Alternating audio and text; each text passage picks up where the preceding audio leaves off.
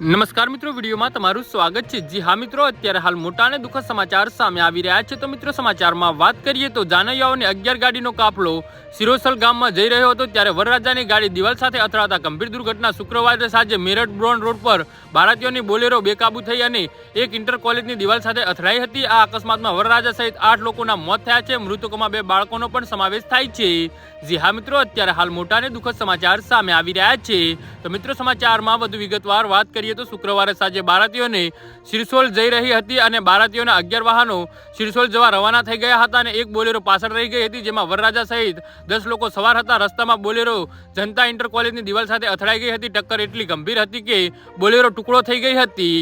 જી હા મિત્રો, અત્યારે હાલ મોટા અને દુઃખદ સમાચાર સામે આવી રહ્યા છે। તો મિત્રો સમાચારમાં વધુ વિગતવાર વાત કરીએ તો કારમાં સવાર બધા જ લોકો ગંભીર રીતે ઘાયલ થયા હતા। ગામ લોકોએ કોઈક રીતે બોલેરોમાંથી ઘાયલોને બહાર કાઢ્યા હતા અને CSC લઈ ગયા હતા। જી હા મિત્રો, અત્યારે હાલ મોટા અને દુઃખદ સમાચાર સામે આવી રહ્યા છે। તો મિત્રો આના વિશે તમારું શું કહેવું છે તો નીચે મારી કમેન્ટ બોક્સમાં જરૂરથી જણાવજો। ધન્યવાદ।